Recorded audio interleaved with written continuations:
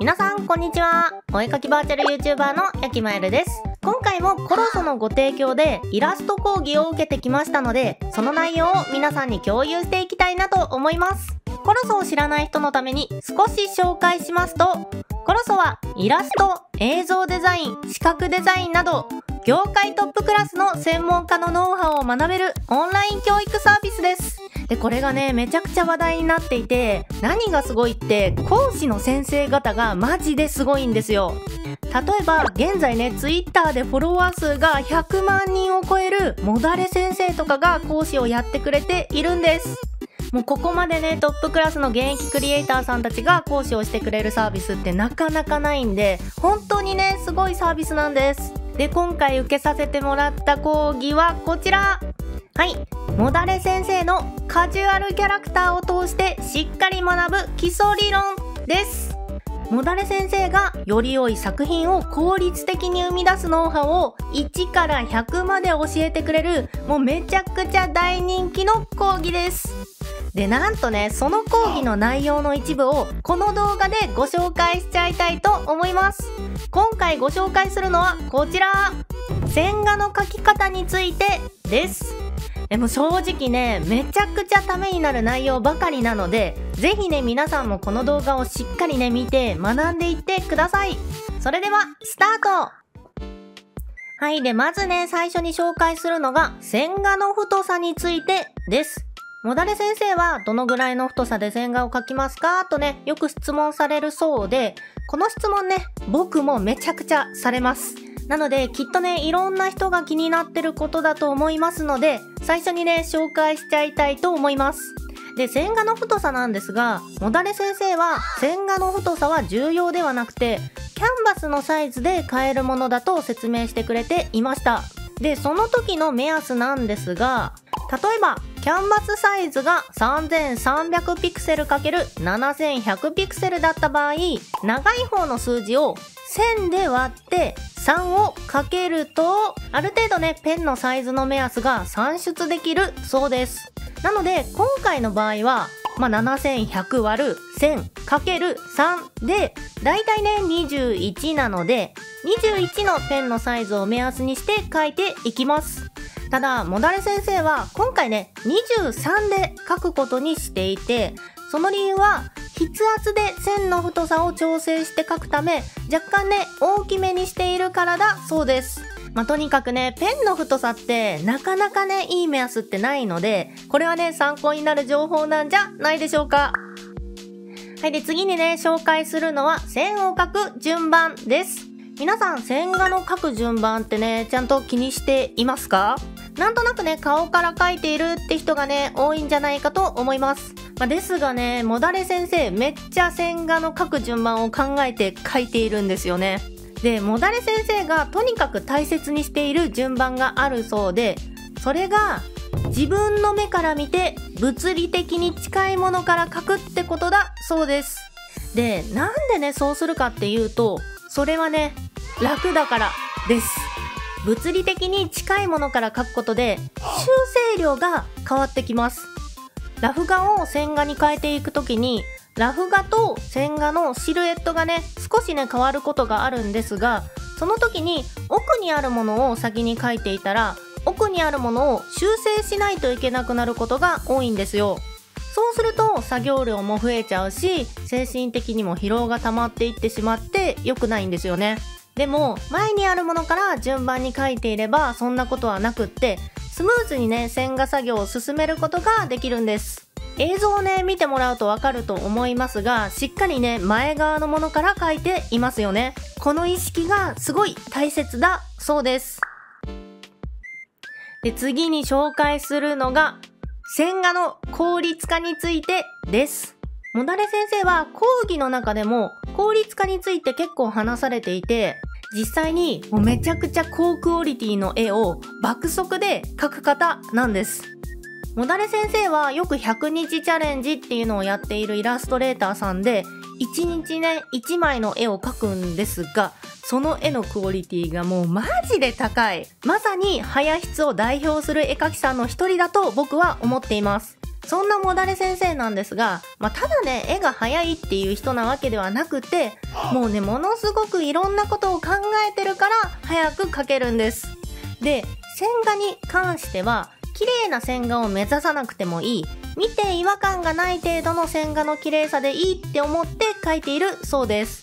なんか綺麗な線画の絵を目指すような人だったら、もちろんね、線画に力を入れるんですが、もだれ先生はそこまでね、頑張って線画を描かないようにしていて、それは色塗りに時間をかけるためだそうです。線画作業の手間を最小限に絞って、色塗りで勝負するようにしています。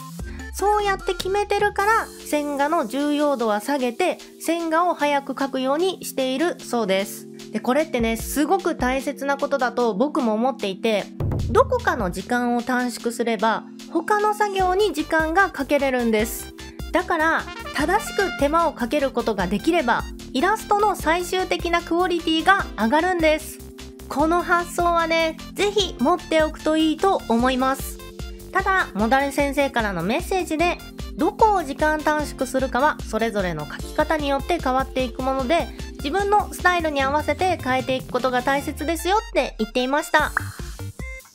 はい、でね、効率化についてのちょっと続きなんですが、効率化をするにはどうするのかってことなんですが、もだれ先生はもうね、とにかく絵を描きながらたくさん考えるっていうことが大切だよって言っていました。今この過程でその作業をするのは最適なのかっていうのをとにかくもう考えながら描く。そうすると早い時間でより良いクオリティのイラストが描けるようになるそうです。で、その時間短縮の第一歩がまさに線画作業だそうで、例えばね、こういう部分ではね、線の区別はいらないと思ったら線を描かなくてもいいんです。とは言っても服のシワなんかは全部ね、線画で描く人もいれば描かない人もいるわけで、人それぞれだから、何でも正解になるし、好きなように描けばいいんですよね。ただ、その過程を適当にしてはいけないんですよ。最善の結果を出すことを目的に、自分の工程をいろいろ試行錯誤しながら描いていくことが大切なんだって言っていました。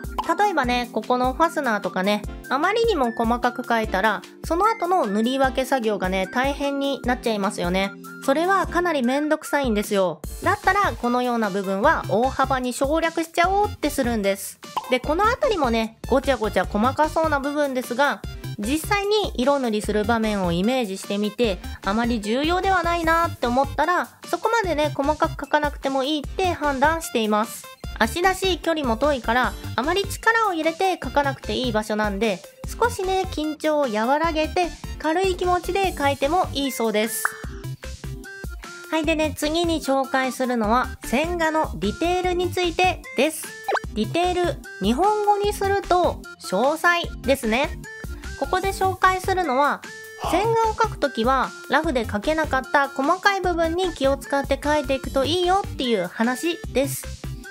実際にやっているところを見ていきましょう。例えばここの太ももの肉の柔らかさ。ラフの時には少しね、適当に描いていたけど、線画にする際により肉感が出るように凹凸の描き方を工夫しています。ここの靴を描く時もこう。ラフの時には厚みがありませんでしたが、厚みを意識して線画で表現を加えています。ファスナーを描く時もファスナーの小さな構造まで考えながら線画を描いていきます。ラフの段階では全部ね、完璧には描けないですよね。そういう曖昧な部分は絵を描きながら仕上げていくようにしましょう。はい、で最後に紹介するのが線画のレイヤー分けですね。線画ね、どうやってレイヤー分けするんですかみたいな質問もね、多い内容なので、すごいね、ためになるんじゃないかなと思います。で、もだれ先生なんですけど、線画のレイヤーはね、基本分けていません。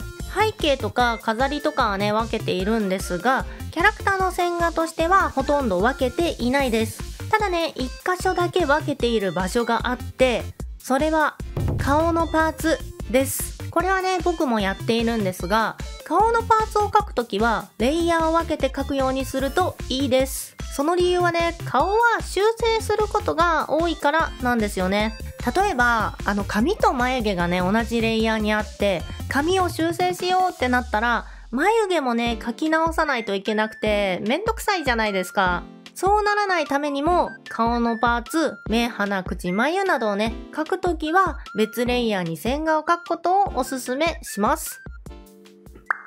はい、ということで講義の内容紹介してきたんですが、このコースね、講義はまだまだいっぱいあって、ご紹介した内容は実はね、もうほんの一部です。はい。実際の講義では、うまい絵の組み立て方からパースについての講義に、人体の描き方、光と色の講義に、絵の仕上げ方やクオリティを高める方法などなどなど、全部でなんと25回の授業が受けられちゃうんです。で、今回紹介したのはなんとね、25個の授業のうちの一つのさらにほんの一部しか紹介していないんで、マジでね、ものすごい量の授業が受けられるクラスになっています。で、講義の中では解説しながらね、実際に絵を描いている場面もたくさんあるんですが、すべてね、等倍速でじっくり見れるので、細かいところがしっかり確認できるのがすごくいいんです。講義で描いたイラストの PSD データなどもダウンロードできるのもありがたいですね。そしてコロソの動画は一度購入したら無期限で視聴できます。時間が取りづらい学生さんや社会人の方でもゆっくりじっくり学べるのがいいですね。このレベルで活躍している現役トップクリエイターさんの授業が受けられるのって本当にね、すごいことだと思います。今回紹介したコース以外にももうね、たくさんのコースがコロソには用意されているので、ぜひね、チェックしてみてください。で、なんとこの動画を見た方限定のクーポンがありますので、概要欄をチェックして受講いただくとお得ですよ。それではコロソで学ぶ線画のコツでした。なんと僕の初書籍、大切なのは練習や勉強だけじゃない絵が上手くなる5つの習慣が好評発売中です。ぜひゲットしてください。またこのチャンネルではお絵描き関連の動画をたくさんアップしています。チャンネル登録、高評価よろしくお願いします。それでは次回の動画でお会いしましょう。では